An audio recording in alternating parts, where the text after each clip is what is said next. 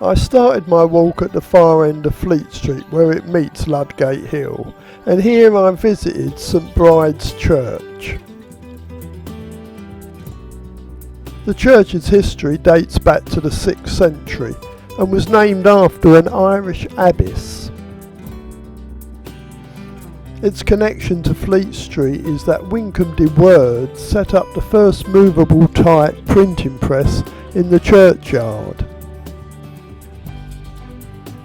Its further claim to fame is that its steeple was said to inspire the idea of the wedding cake. Leaving St Bride's, I headed up Ludgate Hill towards St Paul's, and I popped into a church that's normally shut when I come here, and that is St Martin's within Ludgate. And there's been a church here since 1437.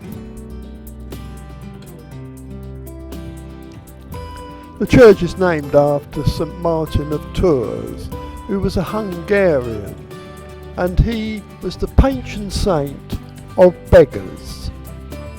Leaving the church, I turned right, going back down Ludgate Hill, and turned right again into Old Bailey.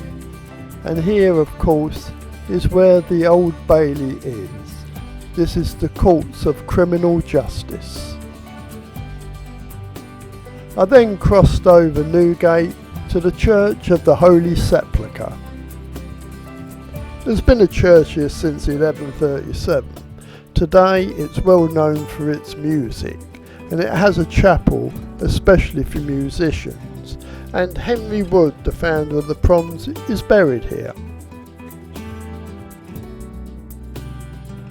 I continued walking west along Holborn Viaduct to the viaduct itself, which was opened in 1869 and was literally the first flyover in London.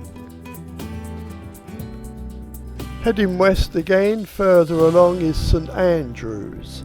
There's been worship here dating back to 959, and in the crypt they discovered Roman pavement.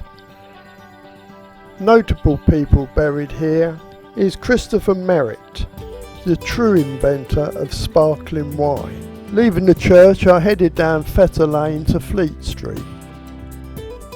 Turning right, we come to St Dunstan's in the west, which is a Romanian Orthodox church.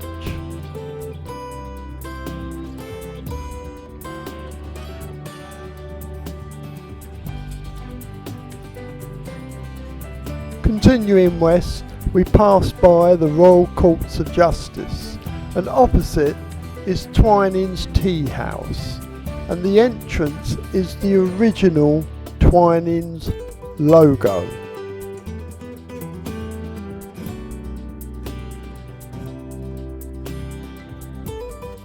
Continue my walk through Aldwych, we come to the Royal Air Force Church, St Clement Danes.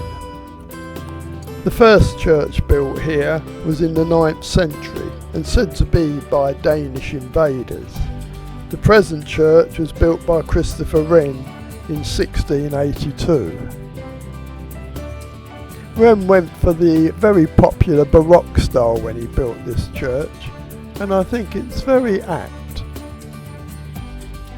Across the road is Somerset House, which was originally built as a palace for Edward Seymour, but he fell out of favour and was executed in 1552.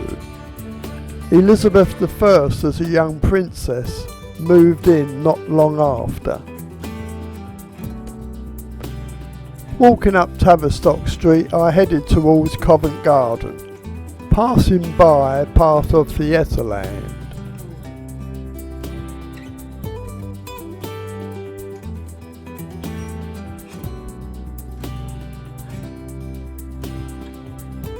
Covent Garden's been a fruit and veg market since 1654 and has continued to be so right through to the late 60s, and then they were going to flatten the area and build office blocks, but there was an uproar and the people of that area saved it for prosperity and for what we know it as to be today.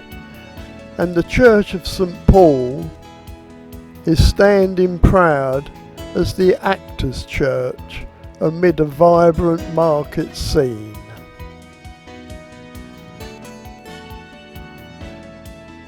Well, I hope you've enjoyed our walk, but before I left London I popped down to Vauxhall to have a look at the MI6 building.